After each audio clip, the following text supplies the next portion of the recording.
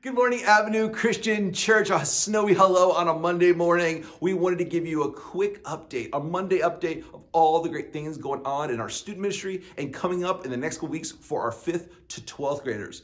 5th to 8th graders this Wednesday night is Top This Pizza Night. We're having regular game, lesson time together, and then we'll be ending our night with a topping bar for our pizza. You can create your own slice of pizza however you want and top it with all kinds of crazy stuff. It's just a great night to invite a friend. For our high schoolers, it's 5th week of the month, which means it is small group Sunday. This Sunday, 1:30 to 3 o'clock, our ladies are going over to Willowbrook Ice Skating Rink. It's $10, covers everything, admission and rental. Make sure you check your emails and social media to get all that information. You'll be hearing from your small group leaders as well. For our guys, we're heading over to Prince Arcade in Bolingbrook on the Promenade. It's $10. We're going to a vintage arcade for all night. So 2 hours of vintage arcade games for $10. Feel free to bring a little extra money. There's a pizza place next door. There's a taco truck right across the street. So it's gonna be a great time together. Once again, these are great opportunities to invite friends who haven't been back to youth group in a while or have never been to church at all. It's just a great opportunity to introduce themselves to us and to what we've been doing around here. That's first Wednesday of February. We're going to the Westin Hotel right by Yorktown Center Mall, and we're gonna be swimming, having a great time together. $5 gets you in the door and covers the cost of our pool party. And then later on in the month, for our high schoolers, we have what we call Dinner on the Run. It's gonna be a fun, crazy Sunday night as we get a little dressed up and head out to 5 or 6 different locations and homes to have a progressive dinner together. We'll be eating entrees, we'll be eating desserts, we'll be eating vegetables, different places, different things, hanging out together as a group. Just a fun night. Once again, great opportunities to invite friends to come and check out what it looks like to have some fun together as Christians. We have some great things going on. Make sure you check your emails, your calendar, your social media. If you're not getting text, make sure you also sign up for our texting service, especially on days like this. It reminds us that we need to make sure we check things out when it comes to snow and the roads, and you know what is going on before you head out to some of these fun events we have coming up. Not around yesterday, we continued our series called Follow Me. We're in this 4-week series about this idea of being a Jesus follower, being a disciple. We've asked a simple question each week. What does it look like to be a follower? What does it look like for us to be a disciple? See, in our world, the idea of follower kind of falls into this idea of social media and the internet, right? We have TikTok and Instagram, and maybe your parents have Facebook, and we're all following these people who are now considered also influencers. They influence us. What we buy, what we see, even how we spend our money. We have TikTok stars, literally TikTok stars that are now affecting global economy and global stock markets. These people, based on how many people follow them, are now being paid to be celebrities on social media. And they influence the world. Their followers influence the world based on their influence, being an influencer. The same thing is true for us, or should be true for us if we're followers of Jesus, if we're disciples. We should be changing and influencing the world based on who we follow. And that's what we're talking about. What does it look like for us to be a disciple? Last week we talked about this idea of calling. We studied the stories of Jesus calling his disciples to a new life, to a new way of doing things, to give them a new identity and a new way of life.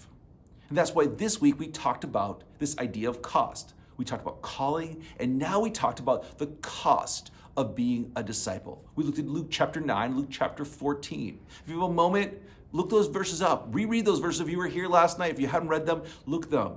As we talk about this idea of the cost of being a disciple. Jesus starts off in Luke chapter 14 and says, you must carry your cross. And for us, we don't really understand what that means necessarily in our culture. We don't have a whole lot of crosses around here to carry. We see crosses on people's chest, people's jewelry, maybe on top of a church. But when Jesus was talking about a cross, he was talking about the death sentence. The ultimate death sentence in the Roman Empire was the cross, to be crucified. He looks at his disciples and says, look, if you want to follow me, you need to, number one, carry your cross. And then Jesus begins to tell 2 stories and gives us a little bit of a quick comparison. First story is about a guy who's about to build a tower. He says, how silly would it be for a guy to want to build a gigantic tower and not first count the money he had to make sure he had enough money to complete the project? We need to understand it's just like us. We are really excited about being a follower. We're really excited about being a disciple. And then we need to sit down and go, all right, can I complete the mission?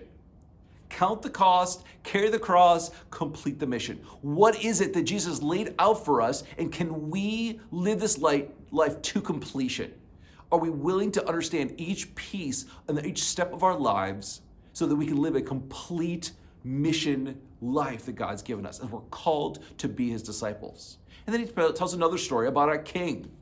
He talks about a king who wants to go to war, and he begins to count his soldiers to figure out if he has enough soldiers to win the battle. We need to figure out if we're ready to go to war. It's not going to be easy. If someone tells you following Jesus is easy and simple, they're probably not telling you the truth. Even Jesus told his disciples, this life is not always going to be easy. It's going to be wonderful. It's going to be blessed. There's going to be amazing power. There's going to be amazing opportunities, but also comes with an understanding that we need to understand that there's a sacrifice. That if we go into this life, there are things that we're going to need to give up. And he talks about, he says, look, if you're not willing to give up everything for me, you're not worthy. You may not be worthy to be my follower, my disciple. And then he ends the stories with a weird spot. He begins to talk about salt. But what do we understand about salt is there was a value to salt in that society. Worth your weight in salt was this idea of how soldiers were paid. He also talks about this idea of salt being something that is savory and it is seasoning. It changes and affects the things that it comes in contact with when it comes to our food. But also salt was used to preserve things. We, as disciples, have this opportunity to bring value to our world, the people we come in contact with. We have an opportunity to change the flavor and the seasoning of our world to affect it. We also have this opportunity to preserve our world. But Jesus does something really strange. He begins to talk about salt and he says, look, if it doesn't keep its saltiness, it's not good for anything. It's not even good to throw on a pile of manure. Jesus talks about poop, of all things, at the end of his story, talking about being a follower. He's, look, if you're not valuable, if you're not bringing any kind of flavor to your world, if you're not preserving the world around us, you're useless. Listen. The verse ends with, if you have ears, listen to what I have to say to you. The last thing I want you to understand is we need to communicate the mission. We have a mission as followers to bring a mission and a message of hope. Our hope that we have, a hope that our world can have. We can be valuable. We can bring a seasoning, a flavor to our world. We can preserve the world through Jesus and his message.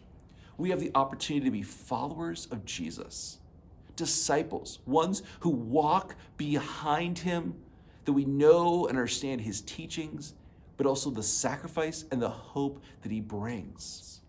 Thank you so much for tuning in. Please come hang out with us on Sunday mornings, Sunday nights as we continue this series. Moms and dads who are listening in, please have these conversations. Look through the verses, Luke 9, Luke 14, and talk to your students about what it means to them, what it means to you as parents as we talk through these things. As always, we love being a part of your lives. Feel free to email us, call us, connect with us as you walk through the verses at home.